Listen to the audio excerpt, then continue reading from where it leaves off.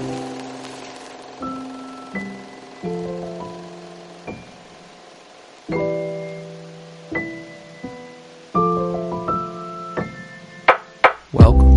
to Cinema Surprise, presented by the Penny Bloom Podcast, where every week we celebrate film, and one of us never knows what's coming next.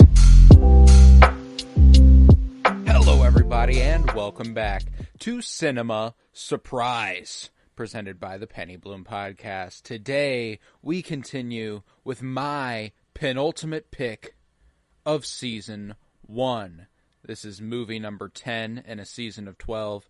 It is Singin' in the Rain. It was released on April 10th, 1952, written by Betty Comden and Adolph Green, and directed by Stanley Donen and Gene Kelly. I am Colton Robertson. I am joined by Joseph George. What's up, homie? Oh, what up, what up? Always a pleasure to be here. Oh, and it's always a pleasure to have you. And I am so happy. What a glorious feeling. To be able to talk about this movie. I watched it for the first official time a couple years ago, and it's been one I steadily come back to about once a year. Never fails to put a smile on my face. Absolutely makes me so fucking happy. And it's one of those key comfort movies that, like, and it's weird because usually comfort movies I spam. I want to, anytime I'm feeling like shit or anytime I'm sick or anytime, I go ahead and throw on a comfort movie. This is a weird type of comfort movie where, like I said, it's only about once a year. You know, it's usually when I'm sick, too. It's not like I'm feeling down in the dumps. It's legit. I am ill. Okay. And I need something to lift my spirits. And about once a year I'll go, you know what? Today's my Singin' in the Rain day. And I'm glad I got to experience it outside of, feeling like shit, for the first time in a couple of years, so, I absolutely adored it. Was this a first watch for you? I'm trying to, yes, for real. This might have been the movie we watched in 8th grade choir, but I'm pretty sure, school movies are also like, yeah. How much are you paying attention? That was in 8th Especially grade. when you were in 8th grade and the movie's, 70 years old. Exactly. Or 60 years and old. I used to be, like, if a movie was old, I didn't like it needed to be new. And when I was in 8th grade, that was, like, taken to a heightened degree. So, like, I definitely didn't care about this movie. But, a first real viewing. And I see the comfort value in... Just crazy how I've never seen this, but how I've seen this. Without having to see it, like just how iconic some of the numbers are. Like I remember when Good Morning started, I was like, "Oh my god, that's this movie." I'm like, "Oh, you didn't know that was this movie?" That's Singin' in the Rain, and then it goes right. What into, a lovely morning! Like, I was like, "Oh my god!" And then it literally goes like right into Singin' in the Rain, pretty much. And I'm like, holy crap. I'm like, wow, this, like, that's when kind of the movie was, I felt like it was firing on all cylinders there. Yeah. But man, no, this was, every number before, like, I felt like it was the slow burn, like the slow, like, they're going to slowly show you a little bit more what they can do, or I don't know, just like, the violin kind of green, outfit, it was Don and Cosmos kind of, they're making it, and he's telling his big story to the crowd, so it's going through the whole montage and everything, and I don't know, I loved how kind of clear Babylon was like, all right, we're gonna try to make Singin' in the Rain, but today, and way longer, and we're gonna throw way more in there, but we're gonna take the story of it and just try to make it a movie. The inspiration was awesome. It was really, really cool to see how they took certain things. Some things were twisted, some things were yoinked straight from. And I thought, I don't know, it was really cool. Another, I love you, I love you, I love you, I love you. Dude. Yeah, man. I mean, pretty. I guess whenever you're talking about the topic of transitioning from silent film to talkies, it's gonna. I mean, this is the conversation. It is the actors that didn't talk before that now have to and stuff. And I love that even his I love you isn't like he just asked the director, like, hey, can I just go back to my normal, like, default shit, please? And then he's like, sure, I don't even give a fuck. And as long as you say it into the fucking mic. I guess another scene that was pretty directly ripped there, which was pretty good. But no one died. So they obviously take it to a different extreme in Babylon compared to Singing in the Rain. I think they obviously make it a little darker, a little bit more. What is the heavy? Oh, what is the and rolling what does he say? There's two phrases. Sound, I feel like rolling, action. Oh man, but I feel like this one it's more of like a I don't know, like a timely. It sounds like an old timey phrase. Run it? No, not run. Like roll. Maybe roll it. Roll it might be one of them. I don't. I feel like he says two things. Like oh man, that's gonna bug the crap out of me. But yeah, because it's probably, I don't know what He's just the director of. Yeah, the director. He's an annoying piece of shit throughout the movie too. One of the most over the top actors in this entire movie, which is very funny.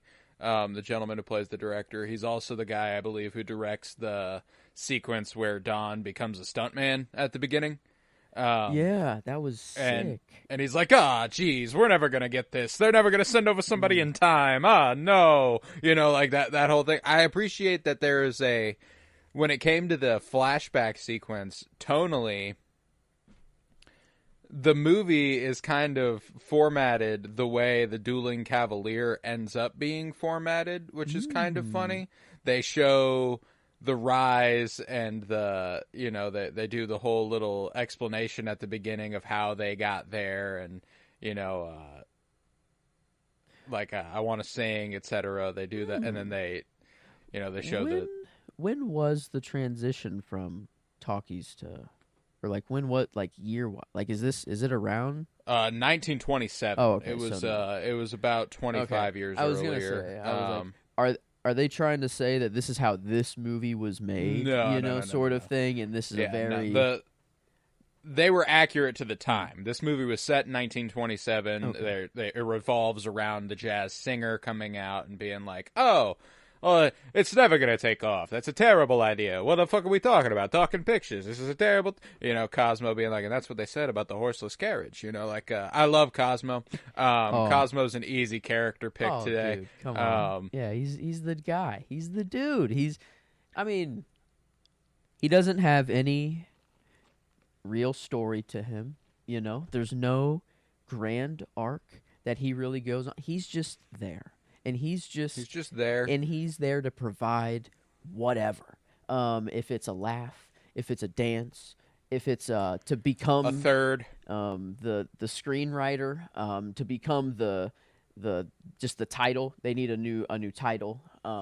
He's just a homie. I don't know. Cosmo's really sick. So yeah, I feel like Don and Cosmo saw Kathy from across the bar and were like, hey, how you doing? You want to come on over this way? I got a little bit of a challengers thing going on here between Don and Cosmo. Oh, dude, went to school together, and they're they're crazy. The inspiration runs wild, actually. To pull, I feel like I said that there was an original Challengers throuple earlier, or I don't know. I forgot who it was. Yeah, it was in a different thing. But is this more original than whatever we were talking about? Yes. Probably. Yes, definitely older. Definitely older. Probably wasn't in Joan of Arc. I'm assuming that's the only thing. No. I'm like, I can't remember what we were talking about, but yeah, it's.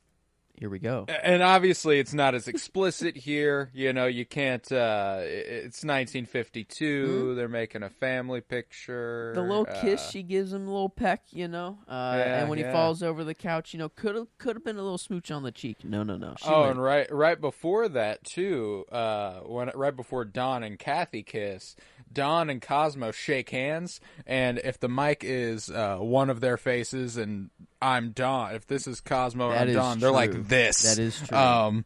And I was like, oh, this is you know, true. No, but and I think there's it's musical theater, man. There's a queer subtext historically in a lot of musical theater stuff. It's just kind of comes with a lot of the genre. And one of the funny things too is that this is pure coincidence. There's no way this was an influence on Challengers, because that'd be fucking ridiculous. The actor who plays Cosmo is Donald O'Connor. O'Connor, the same last name as Josh O'Connor. And Donald is Donaldson in the movie, Art Donaldson. Hold on a minute. Funny. Yeah. Hold on a minute. I mean, they couldn't say this in 1950. In the 50s, they couldn't say this. The movie would have been, trashed and not even watched. It would have been seen as like, I don't know, devil shit. So I think, I don't know, maybe that is a slight. No, I think there's a read to be had here. Yeah. I think that instead of art school, it's just tennis school. I don't know what tennis school just sounds wrong. Tennis academy. Yeah, that's what it was. Okay. Yeah, I was like, it just sounded weird, but I could see it. No actual relation between the O'Connors, right? Like, no, I don't believe so. I don't think so. I'm cool. pretty. That would be cool. Is but no, I don't believe so. I believe that just pure coinkadink there in O'Connors. But I absolutely love Cosmo in this movie. He's extremely funny. He's extremely charming. Extremely talented. His make 'em laugh sequence is kind of a lost art now. It's one of those things that.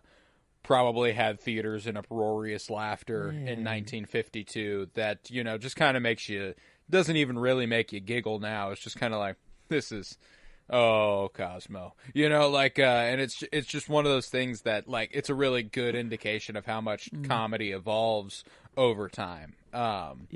Because, like, I don't know a single motherfucker who would find Make 'em Laugh funny. You know what I'm saying? It was more of like I was just so happy. I don't know. It just made me so happy. No, and it's enjoyable, like and giggle. It was more of like giggle, not that like it was a joke and that that's had to the have thing. a punchline. Same for me. Like, and that's why I'm like, I think that like this sort of physical comedy and this slapstick is a lost art. It found itself a lot more in silent film, which is what they're paying homage to very heavily in this movie. And I think that what makes me happy about it, what makes me end up giggling, is the idea that it is lost, that it is something that has slipped through the cracks and is no longer. So, like, there's a different context that makes it funny now versus what made it funny then, and I think that's a really interesting idea about the way just joking evolves, or how even while making the movie that the early screening that was laughed at, and they literally had the trench coat, Don sported that. Like, I don't know, the Babylon inspo was pretty awesome. But whenever they are all laughing there, while they're making that movie, they're thinking like, well, we're doing our normal thing. We're making our movie. This isn't a comedy, but they get in there and just adding the sound. Oh. Yeah. You shouldn't have come. Yeah. Oh, dude.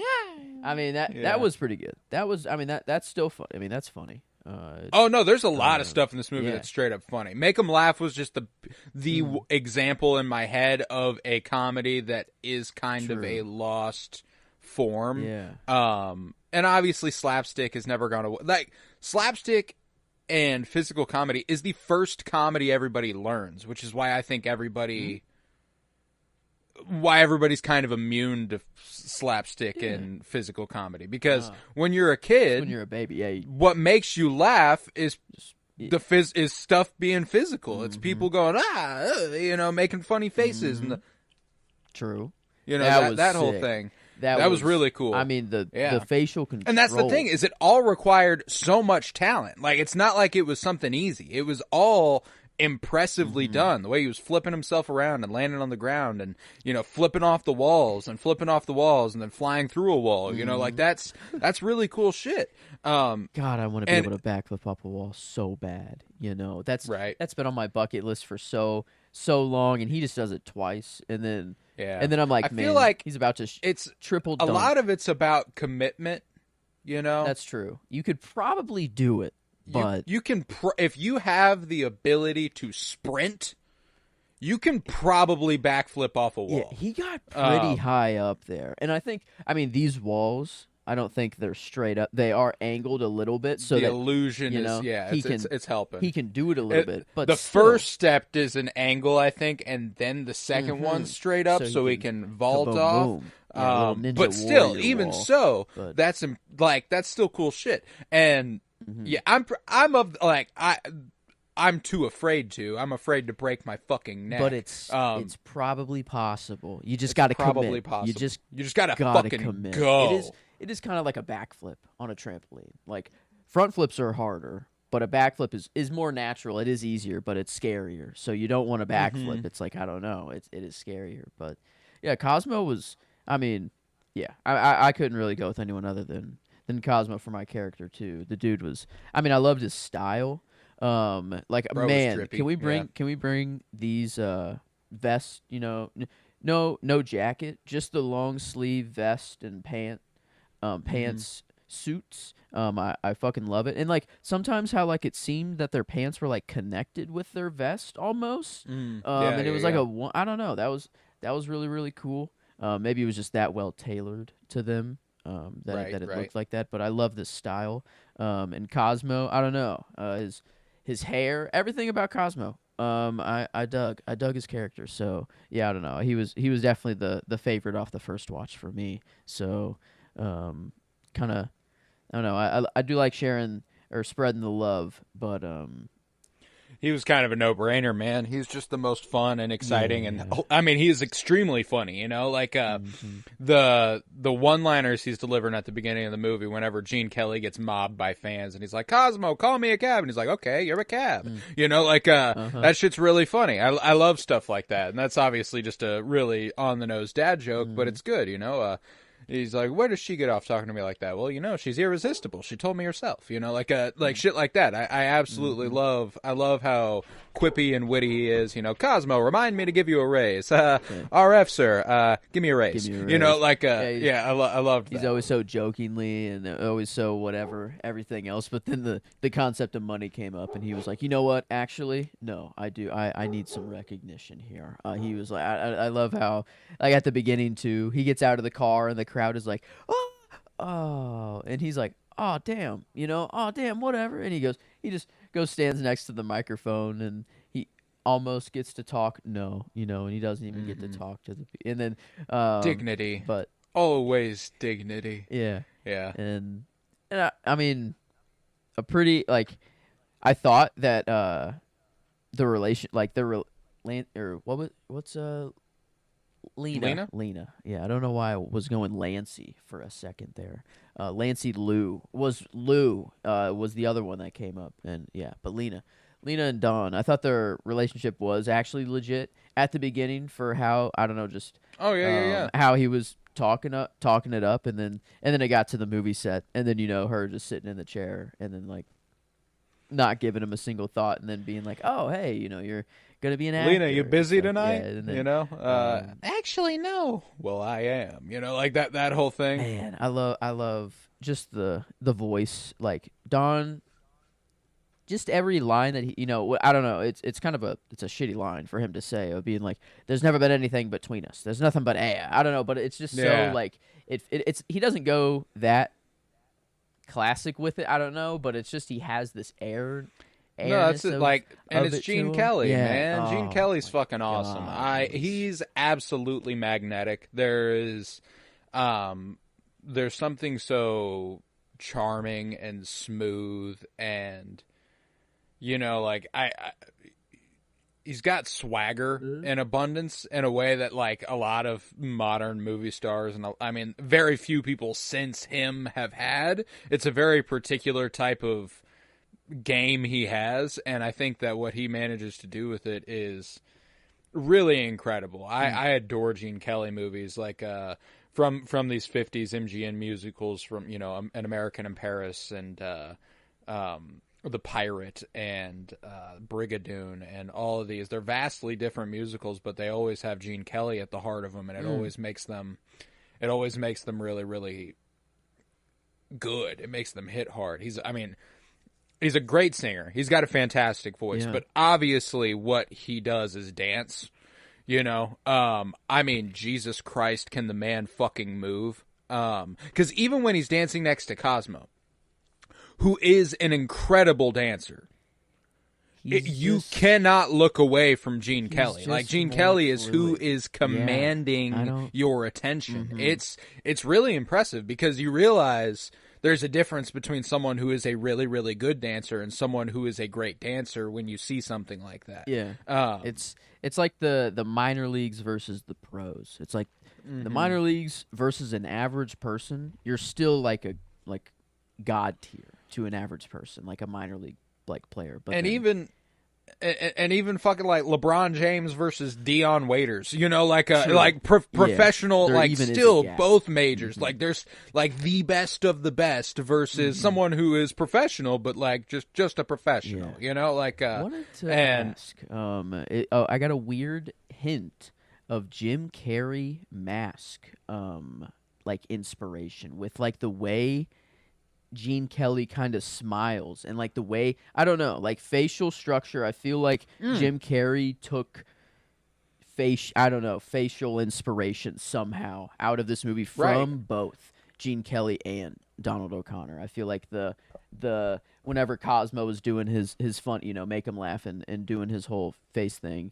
that paired with, I don't know, there was like, it wasn't throughout the whole movie. There was just like kind of for 1 minute or like 1 or 2 minutes that like Gene Kelly was just holding a smile for something, and it just kind of was. Oh, and he was kind of wearing maybe that's when it was. It was whenever he was on stage and all of the Broadway lights I think were around him, and he was kind of wearing the mask outfit almost. Right. I think that what you're picking up from that is, Jim Carrey. We talked about the slapstick and physical comedy. Probably the last great at physical comedy. Physical comedy hasn't gone away. It's still very well done, and a lot of people are really good at it. But Jim Carrey's kind of the last goat.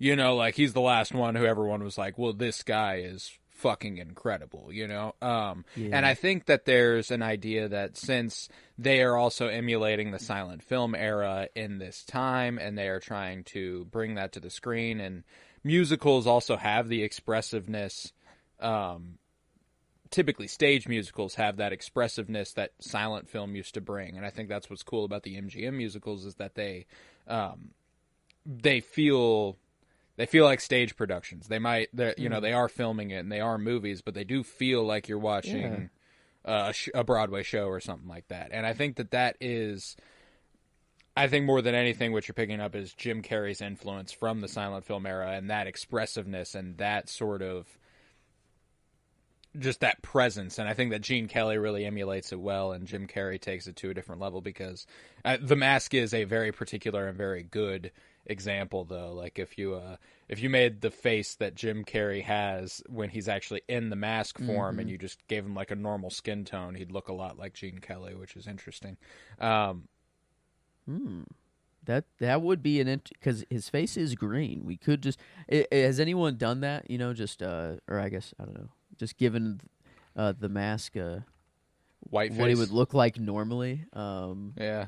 No, and even so, it's obviously pretty extreme. It's exaggerated. Yeah. There's a lot of but Gene Kelly is a gorgeous fucking dude too. There's a part whenever they're rehearsing the new musical parts of Dancing Cavalier. I think it's after Singin' in the Rain, and Kathy's singing, Cosmo's playing the piano, and they just they sit on Don watching Kathy for a second, and he's absolutely fucking gorgeous, like an insanely good looking man in that moment. And there's also one moment, you know, we've talked about this a lot with, you know, Katie O'Brien a few weeks back, and then connecting that to, you know, Ingrid Bergman in Casablanca and Kate Winslet in Titanic. There is literally a single moment where I feel they shot Debbie Reynolds that way. And it is during the time the song number is about to break out on the movie set for them. It's just Dawn and Kathy, and she's got like the lights right behind her, and she's kind of glowing, and it's absolutely gorgeous. And she looks absolutely ravishing. So like and it's one of those things where like it stood out. I was like, there's the shot, you know, like that is the shot that makes people a star, you know, like that's what that is. And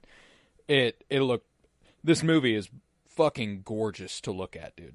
Yeah, the double tear roll down as well from her was very, very nice. And I mean, just it kind I wouldn't say like Casablanca in the way that it. I mean, almost every shot I was like, holy fuck. Yeah. I was almost floored. But this is it's still very, very pleasing to the eye. But it is more stagecraft. Like it is more they're not going for we want to make a real a real building and put real decoration. I don't know.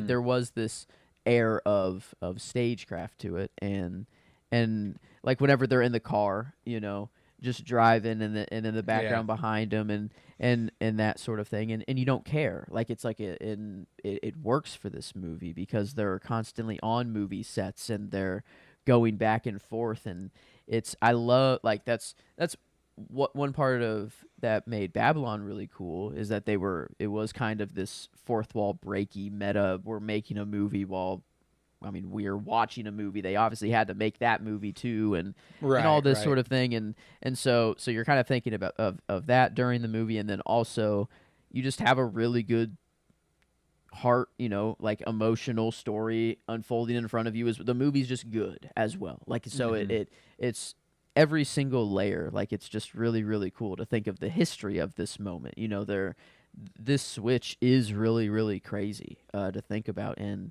to think of the actors that had to go through it, and to I don't know who was it that I think it was Kathy at the beginning that made fun of actors that were like, you guys you know you do a bunch of just fake whatever movements, you don't even talk, you know, it's whatever, I'm flesh and blood, you know, and yeah, she says you're nothing but a shadow on film, not flesh and blood, which was a contender for my favorite line of the movie because it's a really cool foreshadowing as to what she becomes as a shadow of the film for Lena and being the voice, and you know, like she doesn't get to do the performing, but she gets to be there. She is a shadow on film, and I think that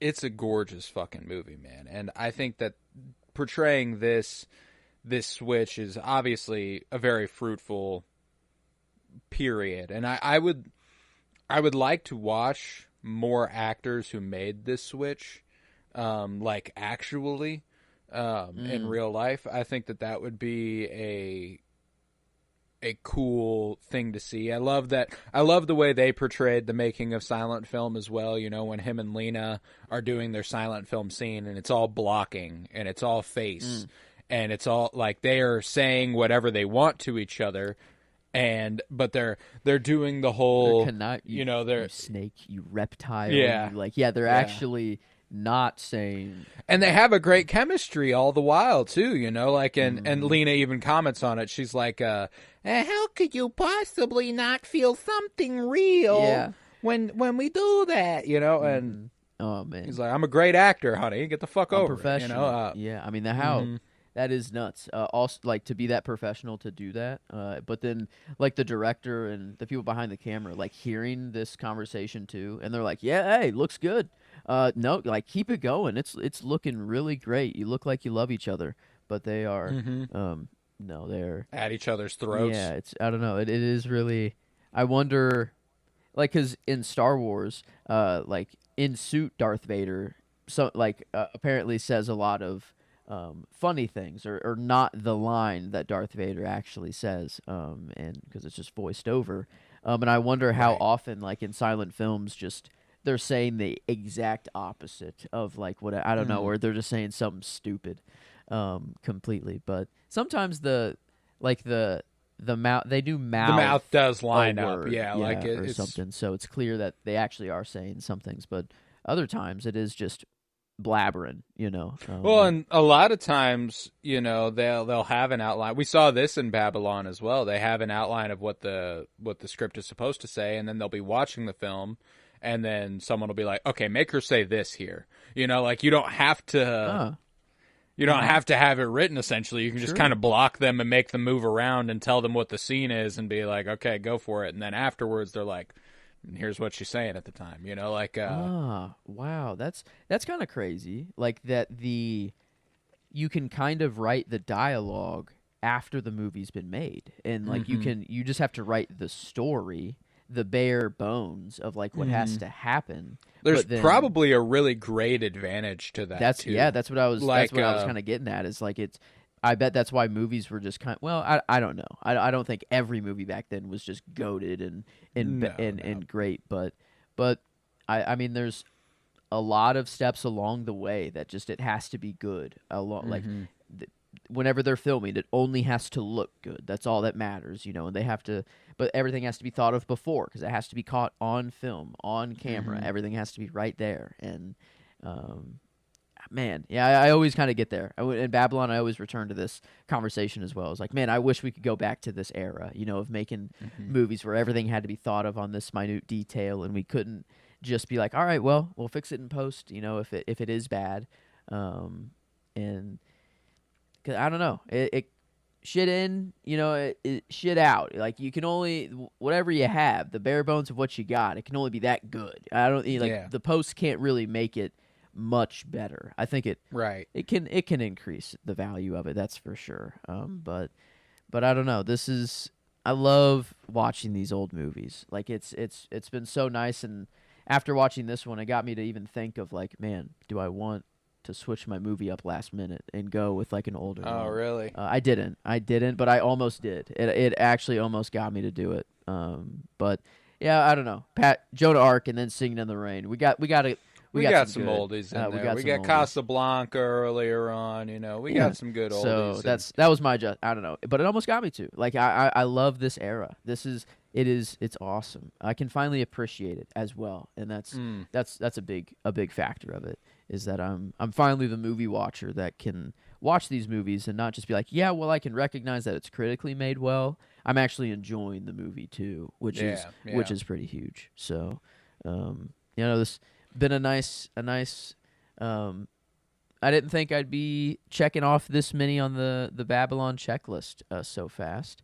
I mean, it is only 3 movies so far, but I expected this to be a very long, drawn-out thing. But this is off to a hot start. Yeah. I only have Tron, the OG Tron, Singing in the Rain, and Passion of Joan of Arc. Do you intend on rewatching the ones you have watched? Because you could cross off Jurassic Park and Avatar true. And The Matrix. And there are a lot that I have. I probably won't add them in the list until I've rewatched them. Yeah, I got you. That's cool. That's cool. That it's a feels big project right. for you. Yeah, I like that. It feels kind of right. But yeah, it's number 2. It's only below Tron. It's gonna be hard to beat Tron, the OG Tron for me. But I did put it above Babylon and Passion of Joan of Arc for me. I was having a good time with. Where did it fall in your personal ranking? I know that you like to rank these things. So where did it fall here in the Cinema Surprise so far? It is. Let's see. I put it still above. Yeah, right above. Babylon, but right below Casablanca for me. So, Casablanca's 5 for me, so that is kind of low for Casablanca, but it's at 6 right now, Singing in the Rain. I do have Arrival, Cure, Tron at 1, 2. Well, I think you have Cure actually up there pretty high, but I do have Arrival and Tron pretty high up. La Chimera, Casablanca are above Singing in the Rain, but it's... I think I'd put it at 3. Behind Casablanca and Cure. But So you have Casablanca, then Cure, and then Sin. Yeah. That makes Yeah. That makes. I mean, and that I feel kind of wrong for this list as well, because like it feels so wrong to have any movie above Casablanca. But then Right. I know like that this is just my favorites. Like this is my pure favorites list on Letterboxd, and not necessarily like critical value. Because if we're going critical value, it's clear, clear as day that my list isn't in order. But yeah, this, I mean, it was crazy iconic. The inspiration of like just in a lot of movies, whether it's not direct or not, it's at least it's in the air. It's deeply influential on a lot of movies. Some directly, some not directly. I mean, like, it is just that iconic that it bleeds through. I mean, I rewatched La La Land a couple weeks ago, and I'm like, the Singin' in the Rain take reminds me a lot of What a Waste of a Lovely Night, the way that's shot. There's something very similar going on there in the camera movements, the way that the camera lifts and goes wide and shows them rounding the corner and stuff. It reminded me of them doing their little dance there. And I mean, one of the more obvious ones that is stated as an influence is the I'm Just Ken number. Really? Is directly influenced by the last montage where they're in the pink and blue. He's in all black, and they're doing the dance with each other. Like, that is, like, Greta Gerwig was like, I that didn't is even what think that of is. that until, oh my God, wow. Yeah, that didn't even hit me. That's awesome, though. And the title kind of didn't even hit me, of, like, the concept of singing in the rain, and seeing that on a movie, for one, like, to hear audio while it's raining, like, you can't have a microphone anywhere, and you're hearing the audio, and like, I wonder, like, how long it took movies to be like, oh, we can, like, voiceover, lip sync, like, I wonder how long, like, if that was an instant, like, yeah, we can just do that, and that they were doing it from the jump, or if it was kind of like, man, we're having all these problems of we have to hide these microphones everywhere, and like all these technical problems are getting in the way.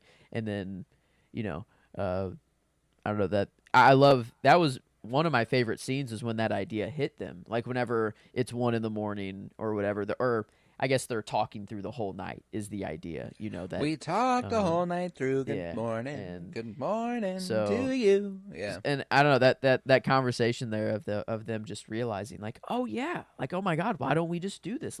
Let's make it a musical, and then they're like, oh, and then we can't make it a musical. Yeah. Lena, she can't act, she can't sing, she can't dance. A triple threat. Oh damn, poor Lena. I mean, yeah, I gotta feel sorry for her. I don't know. Who are you going for with your performance here? I mean, it's either Gene Kelly or Debbie Reynolds for me. I mean, it's one of the two that I liked, and it's probably just Gene Kelly for the amount. I mean, the dancing, the singing, the actual acting too. I mean, he's magnetic. Yeah. The action as well. The stunts that is it all him that's doing these stunts too? Okay, there's actually a really, really clean bait and switch that I really love. Whenever he goes flying over the bar, it's a different guy who goes flying over the bar, and Gene Kelly's already back there, and he pops up. Wow. Okay, so that's not even him flying over the bar either. Yeah. Okay. Yeah. And then, like, whenever he's running on top of the little tram or whatever, and then jumps into Kathy's car, like I don't know. It just randomly there was like, ooh, spur to action here. For whatever. Yeah. No, and he's an incredible physical performer. The dude is absolutely wonderful, and if I'm being true to my heart of hearts, he is the movie. I mean, without Gene Kelly, he also directed the movie, so there's really not as much movie here. Yeah, this damn dude is. But what I did want to shine some light on is Jean Hagen as Lena Lamont. I've watched her in other things. Oh. She is performing here. She doesn't actually sound like that. She does not sound like that. And I think she is utterly fucking brilliant as Lena Lamont. She is so fucking good. I think that she's the underrated part of this movie because she is the least likable character. You know, like you just kind of go, she's annoying as shit. Like her voice is like nails on a fucking chalkboard. No, she does not sound like that. Huh.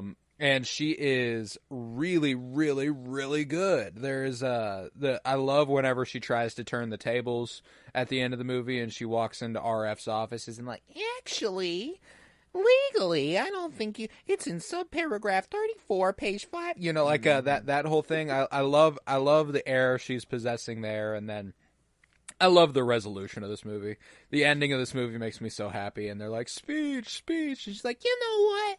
Everybody's always spoke for me. And they're like, they haven't they? Go ahead, go. And yeah, it's just I absolutely love that in the movie. Like, yeah, what's going on here? Yeah, and that I guess I didn't think about that. That she is an actor.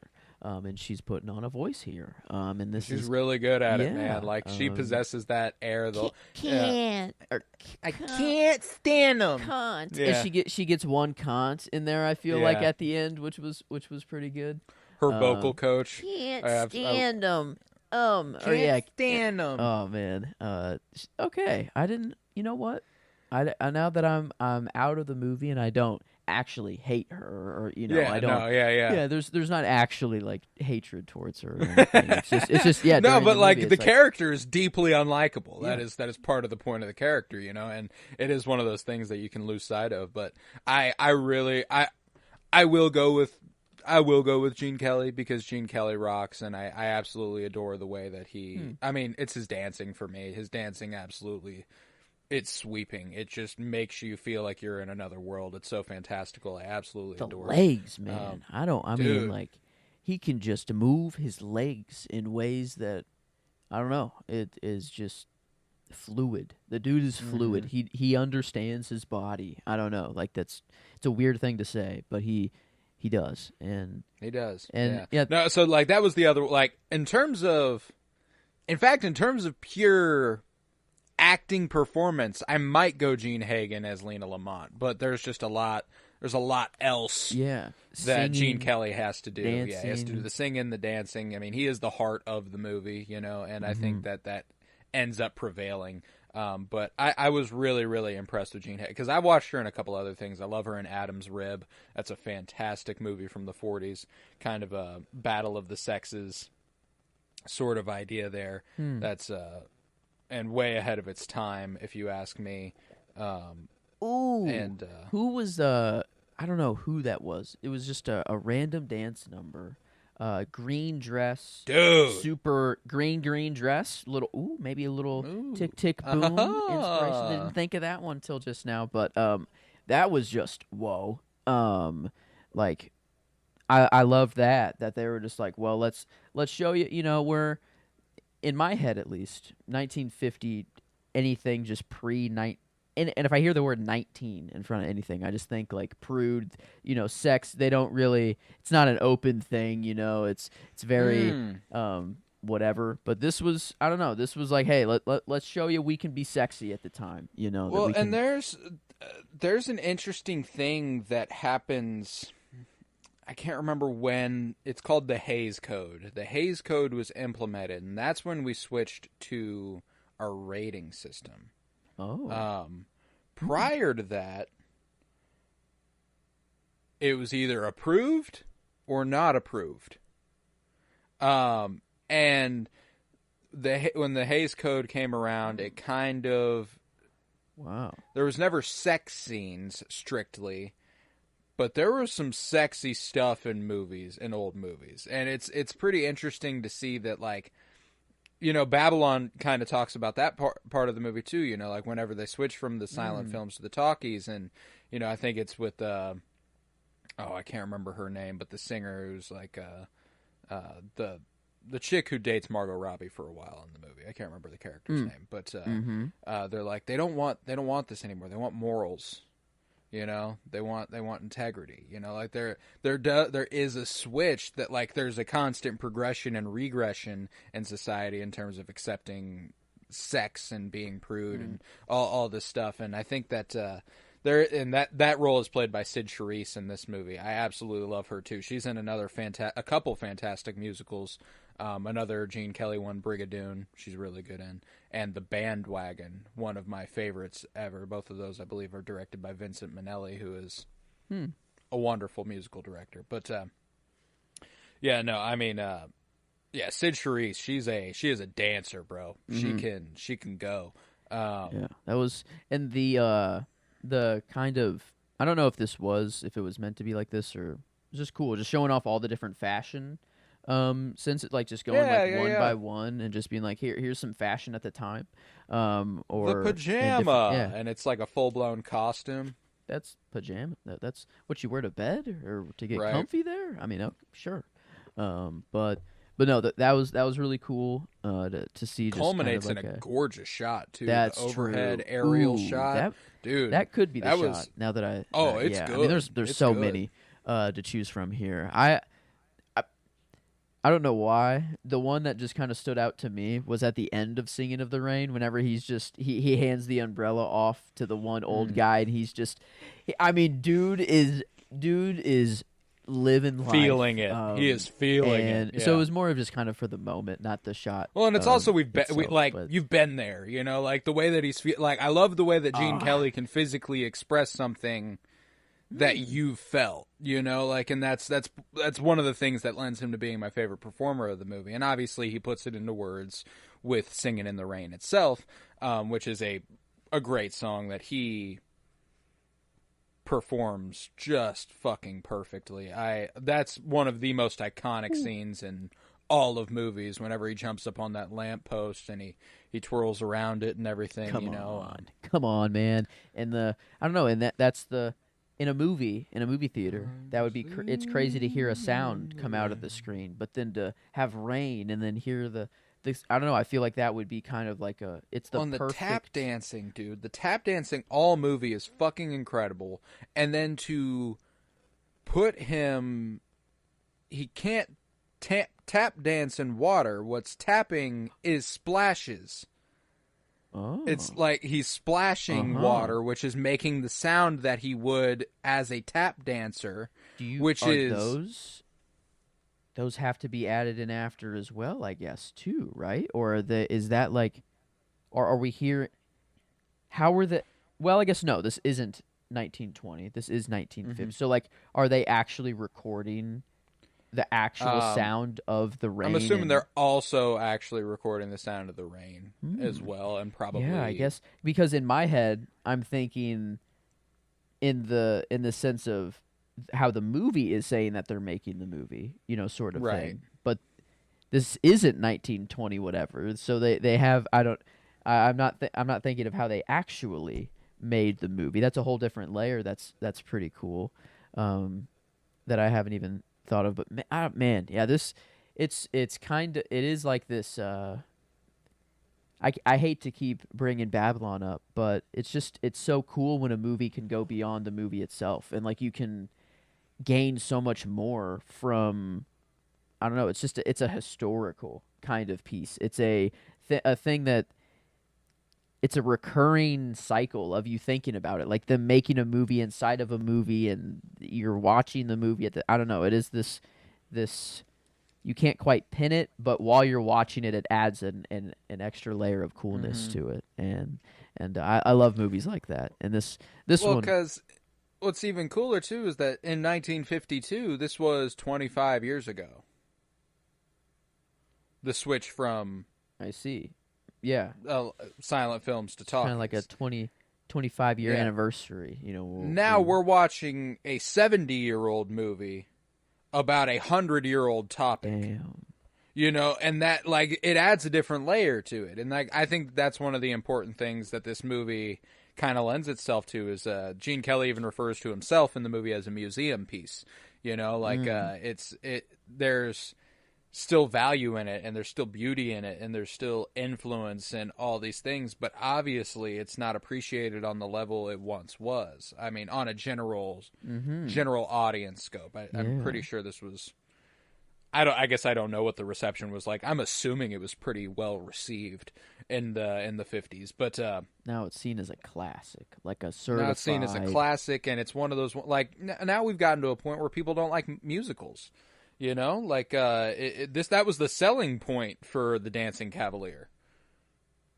We'll make it a musical, then people will come and see it. You know, like now it's like, oh fuck, it's a musical, and that sucks, man. That really sucks. I absolutely adore musicals. So like, we need it's the one of those movies. 20s back. We need to just have this art renaissance. You know, just let's feel good. We need a victory. We need this world shit to resolve itself so that we can be happy and party. And then we can get.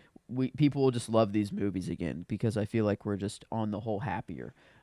Because I'm trying to justify, like, why not like a musical? You know, like, why not? I mean, I get it. You might not be in the mood for it, but to be like, never. To be like, no, I will never like a musical. It's just a concept of a movie that I hate. It's like, really? I don't know, like, why? Why at the end of the day? Or and that's what. Well, I think most people just can't suspend belief enough for it. You know, like, and that really sucks. It's a lack of imagination. You know, it's not a. But you go and watch Spider-Man: No Way Home and love the shit out of that, and there's two dudes being brought in from different movies, and that's good. I don't know. That's where my switch of like, wow, I'm not going to watch Tron, but I'll watch Tron Legacy and all these superhero movies. And that's what kind of got me to be like, what the fuck was I doing? You know, I'm like, what the fuck am I doing?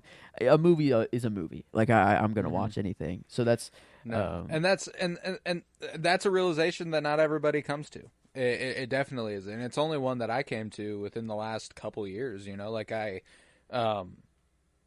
guess, and we haven't really gone over this. This was one of those things that I've thought about like doing a whole episode on, but like just life-changing movies, like movies that you watched that changed the way you watched movies. The first one for me was La La Land. That is what opened me up to musicals. That's what made me go, oh, I can like musicals, you know. And then I watched a bunch of musicals, and the other one was Parasite. After I watched Parasite, I was like, oh my God, there's a whole world of film that I've never watched because that was the first foreign film I ever watched.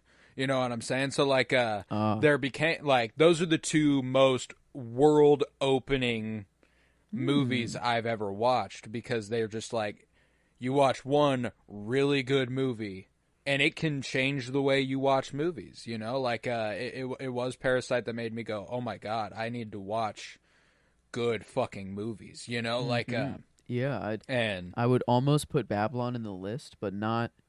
It's almost for like just introducing me to the idea of this transition in film and getting me on the road. It was kind of the jump starter, not really the movie itself. It's still a great movie. I loved it to death. I don't want to. It was awesome, but that's an interesting. Another list that I'll have to make. Thank you for giving me another list idea that I can. Yeah, the life changing. I'll have to. That's a good one as well. But that's a good one. I maybe here we go. I mean, I feel like I don't know if I call it life changing quite yet, but this is. I'd feel much more comfortable putting Singing in the Rain there versus Babylon. Like for those reasons and. Yeah. No, and I mean like it's. I mean, and if you liked this movie, if you liked the aesthetic and you liked the like, I can't recommend highly enough Vincent Minnelli movies and other MGM 50s. I didn't know this was like a collect, like they. Yeah, this is obviously a standout. This is a classic. But is it kind of like a like? I guess MGM just sets out to make a musical, and it's just like, why is. In the 50s, we were in the heart of the studio system being like they ran shit at this time, and then the 70s came around and it was like a new era of filmmakers kind of shook that up a little bit with Jaws and Apocalypse Now and Star Wars. So Coppola, Scorsese, Spielberg, Lucas, they shook shit up. But Scorsese was still like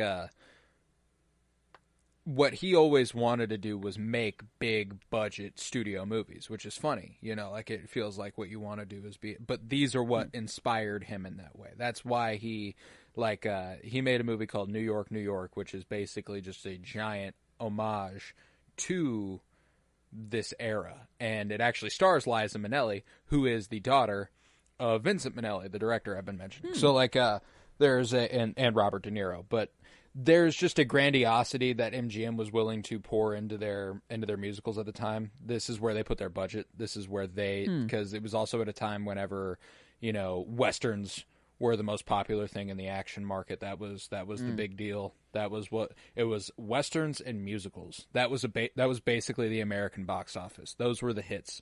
And MGM kind of, I mean, there are other good musicals from other good studios, but as far as like a track record of like, there's hit after hit here. MGM, just as a studio, was producing some pretty insane stuff, and it's because they had actors and directors like Vincent Minnelli and Gene Kelly under contract. Like, they had some of the most talented people alive in this realm, ready to go. Yeah, it's kind of a perfect blend of like the argument that Kathy and Don have of like, Broadway versus Hollywood, but making a musical, and it's bringing Broadway to Hollywood, and then having everybody see it, like and not just the richy rich who can have a ticket or whatever and see the play. I don't know, whatever. I guess Broadway, I don't know. Like, plays weren't only for the rich though. Like, I guess movies were just much cheaper. Broadway, like a movie ticket was just... Yeah, I mean, and Broadway's not the only place they put on plays, So, like, plays were accessible, but, like, Broadway shows, that's always kind of been almost a status symbol to a degree. If you can go catch a Broadway show, everyone... Like, if you are regularly catching Broadway shows, you have money. That's true. Like, that's true. Yeah. But, yeah, no, and that, like, it was a similar, again, the influence it has on Babylon with, that's an argument that Brad Pitt and one of his wives has in Babylon, the stage actor versus movie actor, and, you're wrong, movies are important, movies are art form, like that whole conversation. And I think that there's, I mean, just an untapped amount of influence here on so many different things. And I know we keep going back to Babylon, but that's just because we talked about it a couple weeks ago, and it's obviously ripping so much from this movie. It's not even funny. Yeah, it's very, very clear. Very, very clear. And it's, I don't know, imitation is kind of the best form of flattery, I guess. Or flatter. Did I say that? No, that's yeah. You did. But yeah, it's like a whole. Babylon's not really musical. They do have sort of some, music. They have a Fantasia-esque thing going on, playing sort of thing instead of the musical. But no, I feel like it's, if we could somehow combine Babylon and Casablanca. Like, I'm trying to think of like the perfect comparison for this movie of the project so far. And it's, I don't know, I feel like Babylon might be it, just to compare it to that. But, as far as the comparison, as far as they go, I would say so. Like Casablanca was a full 10 years prior to this, and it was, it's black and white. It's much more intimate. It's got a grand scope in terms of story effect and the implications of what's being done in the story, but there is a grandiosity to this movie itself, even though it is very intimate, which is interesting. Like, there is like big set pieces and big imagery, and like, this had a budget, and you can tell it had a budget. That's true. Like, it's that one little, that when Don brings Kathy into that your shot, like whenever he sets up all the production of that, like, just, it was like a weird, like, that is a real movie set, I guess, but they're setting it up to be filmed in the movie, so I'm just assuming that's just a real movie set, though. I don't know, like, probably a real film warehouse. Yeah, I'd imagine. But it was just really cool of how just those huge lights, just and how good it did make it look, that backdrop, and Right. like how you could go from a dark room and Kathy being like, "What? This is just a blank, an empty movie set," and then Don to be like, "Oh, but now it's sunset." But wait, yeah, no, and I don't know. That's probably my line as well. Is right before "Singing in the Rain" starts. Kathy being like, "Oh, it's the weather's so I don't know, something about the rain and how damp and down and gray it looks," and Don says, "Really? From where I'm standing, the sun is shining all over the place." And then he breaks out into "Singing in the Rain," and it's just I don't know, it is it feels so good, and I don't know, that's the romance is very, very nice. You say that a film can only be enhanced by a good romance, and this is a good romance, yes. Mm-hmm. Yeah, and a bad romance can absolutely fumble a movie.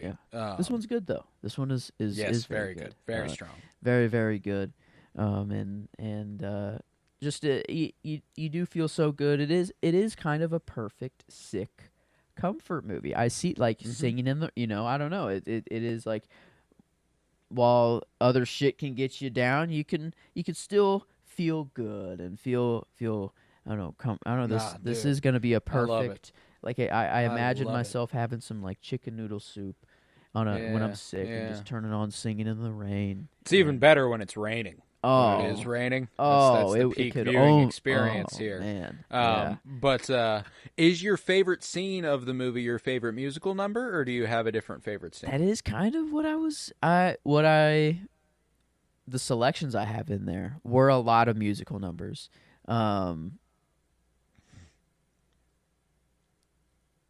I really liked "Good Morning."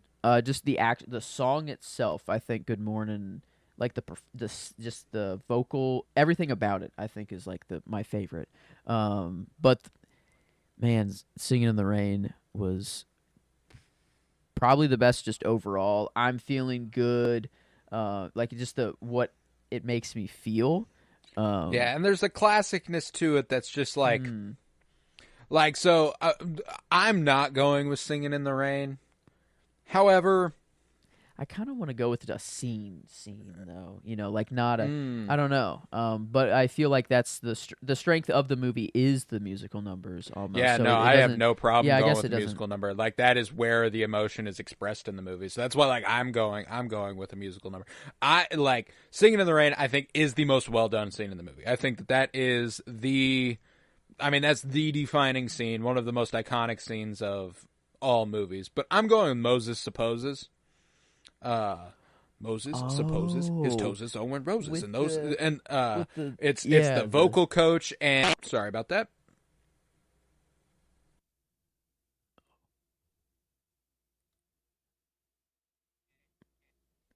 Good. I'm back. Okay, I went with one. I wanted to go with one that was Donald O'Connor and Gene Kelly, because their chemistry was absurd compared to pretty much anyone else's in the movie. Like, I enjoy Debbie Reynolds and Gene Kelly together. I think they have a good chemistry. But the way that Donald O'Connor and Gene Kelly could connect on a song was really, really, really strong. And them dancing side by side and having their fun and piling the stuff on top of the guy and going up to the window and wrapping themselves in the curtains and doing all, like, it was just so much fun. It put a huge smile on my face. It was the choice for me. That's fair. I mean, I was trying to think of another one that I liked from them, and it was that green, violin kind of one. And they did some creative things, and they, jumped on each other's backs at certain points, and they did some fun stuff. But Moses Supposes, like, really let them go. Like, do a whole lot of stuff. Yeah. But I think I actually it's a musical number and kind of a good scene. It is the movie set. And whenever he's, what did you want to say to me? Is this the perfect setting now? Can you say it to me now? And him just, we were made for each other. What was the song called? I feel like you were I don't know if you there's probably I didn't think of the soundtrack. Duh. Yes, Hello. Very strong. But I need that. trying to think of what song that would be. Which one? Can I get a track? You Were Meant for Me. Go. Yeah. Okay. There we go. Number 5. Yeah, that's probably. I think I'll go with that one for my scene. I think we can probably all agree that Singing in the Rain, just it is iconic and it is very nice. Probably the one, but I really liked the movie set and You Were Meant for Me. So I think I'll go with that. Yeah, I like that. Because I mean I'm right there with you. If I had to go with a scene that wasn't a musical number, there was one that, I mean, like, the ending's really, I love the ending. The ending's really strong. But to separate myself from that even, it's Debbie Reynolds and Gene Kelly putting on the best chemistry they have in the whole movie, which is right before they go to the movie set. And he like finds her and they're talking in the street and he's like, "Oh, you read the fan magazines, you know?" I remember you saying you've seen he's one like, of them. And all you've seen them all. Okay, so I've seen 8. Yeah, okay, so I've seen 8 or 9 of them. You know, like that whole thing. I did say some awful things that night. You know, like I loved their whole man. And that it's just very too, cute. The like sailor kind of almost look that he had. Oh man, yeah. The costume design is. Very strong. Very, very nice. But yeah, no, they're slow unravel. It is a perfect romance for a movie. It felt so good. Maybe a little forced. I don't know. The dude just literally jumped in her car. And that is how they meant. But hey, they were meant for each other. That was meant to happen. That it's Inyon, you know, that's it. Inyon. In order for that to happen, you know, he needed that escape. He was getting mobbed, you know, that those kids were tearing his suit up, trying to have a souvenir. Kathy saved his life. You know, that's what Don said. Thank you for saving my life before he gets out of the car. Which is, I don't know. So yeah, definitely a good romance. It enhanced every part of the movie. Oh yeah. And just maybe a little too. I don't know. When you think about it, literally, it's whatever. But that it's a movie romance. It doesn't. You know, we're not going to get a true love story. That's a long unraveling. You know, I don't know. Yeah, it happens quick. It happens quick, but that's fine. A lot of old movies have romances that happen just extremely cute, extremely quick. And I think there's a charm to it, you know. I don't think it's a detriment. There's a difference between it being forced and it being fast. Because it feels good. if you fall hard and you fall quick, it happens fast. That's easy. That's simple shit, you know. But yeah, no. I adore this movie with all my heart. I'm so glad we got to it here on Cinema Surprise. And it felt right. It felt good. I'm super glad we did it. But is there anything else? Are we missing anything? I think all the favorites have been hit, unless your line. I think maybe. I don't know if you've. Yeah, I went with this line because it's just so funny to hear somebody make a kill yourself joke in the 50s. Like it's a chick in the crowd watching the first Lockwood and Lamont movie. I think it's called what's it called? Royal. I can't remember. But it's the very first movie premiere that they're at, and it's Lena and Lockwood and Lamont, their latest film. And there's a chick in the audience watching Lena, and she goes, "She's so refined. I think I'll kill myself." You know, like, and I just me and Emily were watching it together. We just burst out fucking laughing. So like, it killed me. It was, and like, there are obviously more moving and more poignant lines in the movie, but there was something about that was just so jarring to hear in like a 1952 family film. It's like, she's so refined.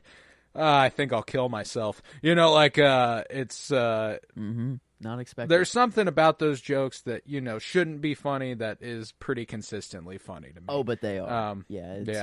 There's comedy can make anything funny, even the worst shit, the most controversial, taboo stuff that you don't want to talk about. It's like the way she says it too. She's like, she's so refined. I think I'll kill myself. Like, you know, like she's like, I have no point of living anymore when this exists. You know, and I just thought it was so funny. I thought it was hysterical. So, Yeah, I loved that line by a rando person in the crowd. Don't think she pops back up. There was also a great line read at the beginning of the movie whenever I love the introduction to everybody on the red carpet and everybody coming out. And one of them is like Zelda, whatever the fuck, the one who shows Lena that they're ADRing her voice after the fact and everything. And they're like, Zelda, blank. And there's a dude who, they zoom in on his face and he goes, Zelda, oh, Zelda. And it's just such a funny way to kick off the movie. I absolutely loved that. So, yeah, a lot of really funny beats in this movie. And I liked a lot of them. So, man. Yeah, I think she's so refined. I think I'll kill myself is my line.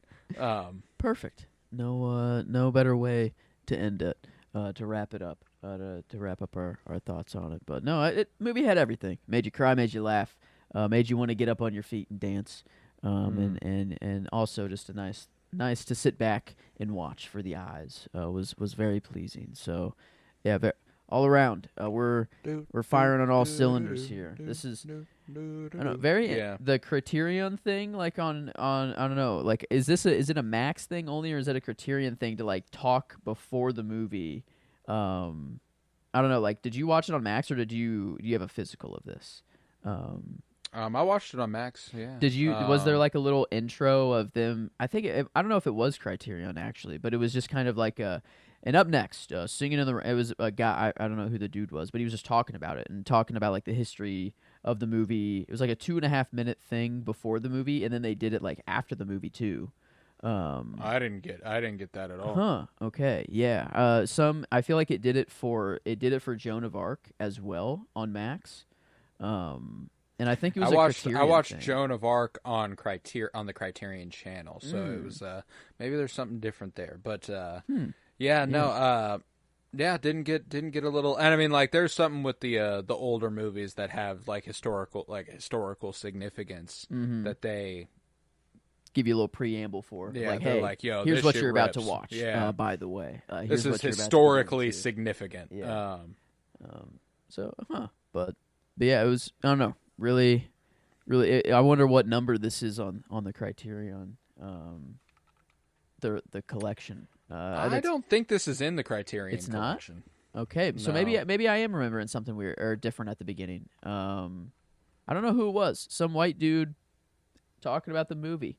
Felt like he was cinema related. He seemed like it at least. But yeah, astonishing that this isn't in the Criterion collection, but it's not. It's already iconic enough, I guess. One of those movies they don't have to worry about preserving. It feels like it'll be permanently preserved anyway. But yeah, no, it's extremely strong movie, and I absolutely adore it, and I can't wait to watch it again eventually. But then with that, I will do the plugs, and after the plugs, we will rate this movie on a scale of 1 to 10, enjoyment and critical. Joe will announce next week's cinema surprise, and we will do album of the week. So, very excited for that. Stick around for the next few seconds, and you will hear, skip ahead if you don't want to hear the fucking plugs. I don't care, but stick around. We're going to do some stuff after. Head to twitter.com. Follow at PennyBloomPod. If you want any news, anything at all, that is where you're going to find it. Cinema Surprise is still being funneled through Penny Bloom on all channels, essentially. YouTube, our Patreon is still connected, patreon.com/PennyBloomPod. Been less active on TikTok, but TikTok is still Penny Bloom Podcast. But Twitter, that is the important place to be. Any news, because there will be a Cinema Surprise Season 2. We will have some surprises in the meantime. I'm very excited for those. And that's just the place to be. So you got to stick around with us. You want any news on the Cinementalists or on the Fulcrum Star Wars podcast, that's Penny Bloom Pod. That is where you're going to find them. yeah, patreon.com/pennybloom-pod. You can find over 50 hours of exclusive content, all sorts of book reviews, comic book reviews, movie reviews, and early access content, along with the Penny Bloom Dispatch. That's a little bit more of a timely, segment-based, news-esque show that we do on Patreon for free. You can have that. It's Patreon exclusive, but it is free to anybody. And then for any content beyond that, it is $1.50 a month, which is huge because it costs me money and I don't make any off of it unless it's over there. Remember to leave a 5-star rate and review and download wherever you might be listening. And you can now watch on YouTube. That is still under Penny Bloom Podcast. Going forward, we might see about Cinema Surprise being its own thing eventually, but not for season 1. Season 1's still going to be on Penny Bloom Podcast, so check that out there. But yeah, let's rate this thing. How are we feeling on a scale of 1 to 10? I mean, man, we've been getting a lot of really good feel-goods lately. It's true. Am I at a 10? I don't know. I guess there is some hesitation. But Joan of Arc is a 9, and I know I'm above that. Right. So I know I'm in the 9.5, 9.75 category. It's not 9.25. I feel like. So I feel like I can get it right there. I feel like I can go 9.75, but that's yeah. I think that's what I'm going. It's right there. I don't know why. I don't know why I'm not at a 10, but it's happening. Okay.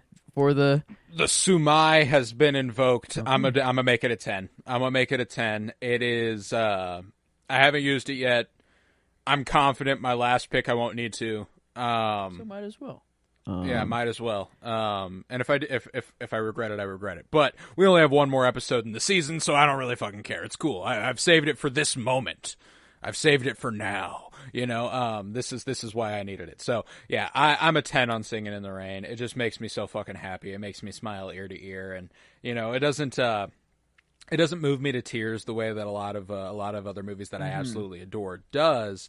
But it makes me smile as much as any movie I've ever watched, and I find that to be every bit as important. And it makes me feel so good. It makes me feel so happy, and I value that deeply. So I'm going 10. I'm going 10 for Singin' in the Rain. That was the only reason I had hesitation. Like I didn't feel that like usually there's like an overwhelming cry usually for a movie that hits like that. But I feel like this one, it just replaces that with like an overwhelming sense of just joy. Just like, it just is good. It just feels good. So what a glorious feeling. Good morning.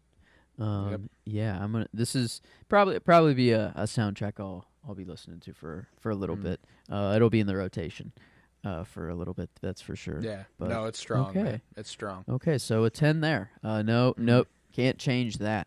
That is in blood. Implemented. Yeah, it's in blood.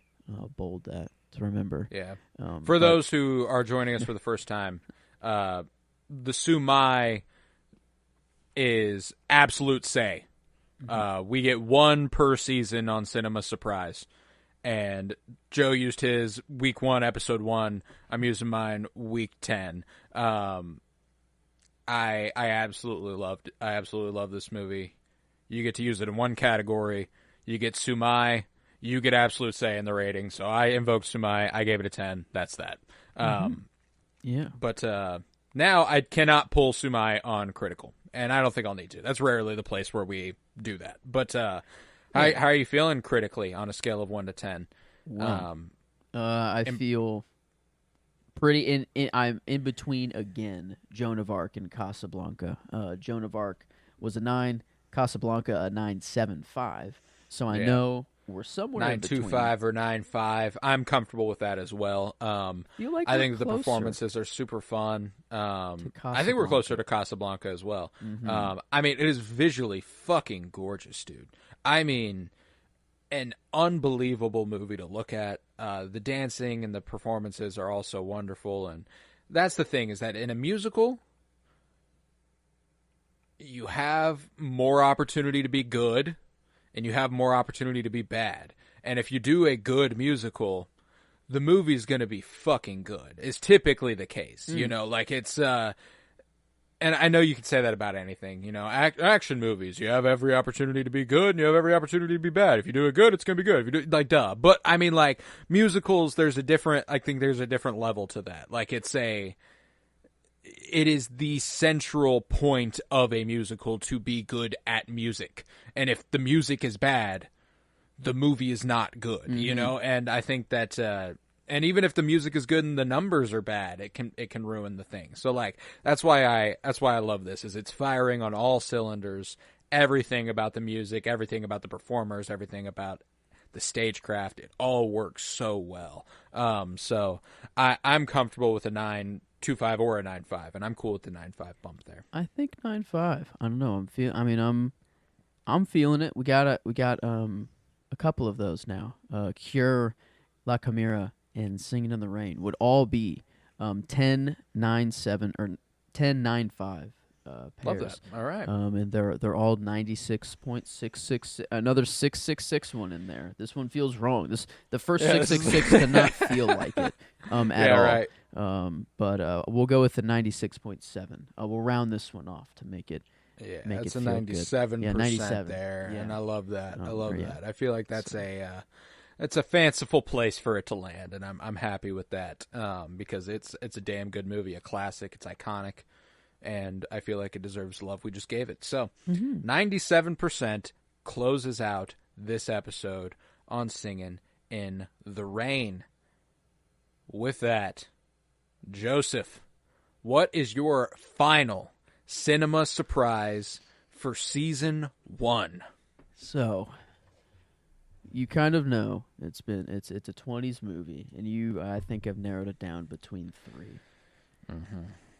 And I've had one before, and it was locked in for a while. But I don't know. I'm even right now. I feel like it's not solidified because I feel like we've talked a lot of the subject matter of one of the movies. I don't know. I've seen none of them, so I don't know. But I wanted to go with one of them, and it feels like it's kind of on the nose again, with just film and everything. Okay. I don't know. Yeah. So I know exactly which one that is. I don't know if we want to stay in that vein or want to go somewhere completely different, and get another one off the list. So that's why I'm kind of hesitating right now. I don't fully know. But I think there was one other one that was just kind of a safer pick. And it was the one that I kept coming back to. I wanted to do this one because the story seemed cooler, but the other one, the movie seemed better. And I think maybe I'll justify it that way. Maybe I will go with that one. I don't know. And it's, I guess once I say it, it's out. That's there. But it's my last one, so maybe, I don't know. It doesn't matter. I could say the other movies. I don't have to hide the other ones. Okay. Fuck. It's really hard. The Banshees of Inisherin. I think I'll just say it. I'm just gonna settle one down in court. I don't know. I'll have to do it. It was between Banshees of Inisherin, The Fabelmans, and Northman were the 3 movies that I was between. And Fabelmans, I don't know. It seems that it was another movie, a lot about film, and we just did Babylon and this, and I don't know. It felt like I don't know if we're piling on too much with that, so that's why I went away from Fabelmans. But I don't know. Maybe it could have been even cooler to keep Banshees of Inisherin, man. The Banshees of I said it wrong. Inisherin. Okay, thank you. Inisherin. But yeah, I don't know. It's been one that at the top of my watch list for quite some time, and one to get more 2020 movies under my belt. This one, it feels right. I wanted to. I don't know. I've heard a lot of good things about it. I always mess up his last name, but our new Joker and in Eternal, Barry Keoghan. Yeah, I don't know. I like him just particular. I don't know why. He's just kind of like not like I have a deep love for him yet, but everything that he's been in so far has just been really cool. You'll like him in this. And, he's very good. Colin Farrell. I love Colin Farrell. Oh, Always I love Carrie him. Condon. So. I love Brendan Gleeson. So yeah, no, you will not be disappointed with this pick. Okay. And yeah, that's a good one. So, that's a goodie. I'm excited to watch it. I'm excited to watch it. It was the last one out of it was crazy. I don't know. I was going back and forth quite a lot, but yeah, I don't know. Out of those three, Fablemans, Northmen, or Banshees, I guess. Does this feel right? I don't know. Does it feel? Yes, that feels like great. That feels fantastic. Okay, that's good. I'm very happy with that because I absolutely adore the Banshees of Inisherin, and I think that I'll be sure to come with the heartwarming. Okay, things. That was also my fear. Is maybe to end on not the best note. It's a dark one. It's a dark one, not the happiest film. That's okay. But we just got Singin' in the Rain. That's okay. It'll get sandwiched. And it's really, really strong. And let's not act like this is the last episode of Cinema Surprise ever. It's the last episode. It's your last episode of season 1. It's the penultimate. It's a very strong, very good movie. I'm extremely excited. But yeah, then come on back to Cinema Surprise next week for the Banshees of Inisherin. I'm very excited for that. Now let's do an album of the week.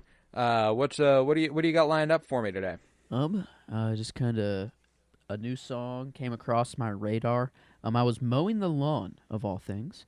And song just comes on, new song, and I'm mowing the lawn, and I just notice I'm crying all of a sudden. And I'm like, okay, that's a good song. That's the signs of a good song for me. And that song was Juliet by Cavetown. And 2019, pretty new album. The album that it comes from is Animal Kingdom by Cavetown, and then I listened to the rest of the album, and it's really chill. I don't know, it's just really I love every song. I didn't like as much as Juliet's track 1. I think they put their best forward, or at the top maybe, but everything else I was not disappointed in. But kind of I just wanted to highlight track 1. I don't know, it was just very good. Instantly added it to a me playlist. There's a playlist of songs, kind of like a life-changing movie list, kind of in the same sense, in the same vein of like songs that just were like, whoa, whenever I heard them. And Juliet was one of them, so wanted to give that the love. And the album is actually really chill and goes really well with it. So, but yeah. Oh, yeah. Cavetown, Animal Kingdom from me. So I love that. I'm going with a 2018 album. This is where I'm going, Brockhampton's Iridescence. I absolutely love this album. It's one of those, to go with the life-changing thing. Like, it was, when I was 18, wow, I spun this. I went and saw it. In concert. I saw Brockhampton live at the Midland, and they performed this album, and it was really, really cool. And I mean, I absolutely adored Brockhampton when they were still kicking it. They're unfortunately no longer a group. They've gone their separate ways. But probably. I don't know. Is that the or what? Just beef or what? What was? No, I think it was just the ran its course. Like there's a lot of stuff with Brockhampton that I won't get into here. But. Okay. Yeah. I'm out of the know. It was whenever you introduced me to them, or you were like, listen to this album. I'm like, oh, cool. I'll check it out. And I'm listening. It's a nostalgic fucking classic for me, man. This is their first album after one of their members was kicked out of the band for misconduct. Of a sexual nature, which is not good. Okay. But they were 100% like, you're gone, fucko, bye, which is good. Good. They could have been like, hey, don't judge our boy, he's sticking around. No, they were like, get the fuck out of here, you're done. Which, good stuff. I like that. Kevin Abstract is kind of the front man who you've almost certainly heard of. And I absolutely adore Iridescence. I think that Something About Him is always a song that I'll return to. San Marcos is devastating but beautiful, and where the cat, like there's just where the cash at, just so many sounds and so many different, like there's so many members in the band and they all get a chance to shine and they all get a chance to do their thing, and that results in a cornucopia of music, and it's wonderful. I absolutely love Iridescence. So cool. Animal Kingdom by Cavetown and Iridescence by Brockhampton. And with that, we will conclude this episode of Cinema Surprise. I was Colton Robertson. I was joined by Joseph George. Thank you very much, homie. Oh, thank you for having me. It's always a pleasure to be here. Oh, and it's always a pleasure to have you. And remember, peace, love, and bloom. And what a glorious feeling. I'm happy again.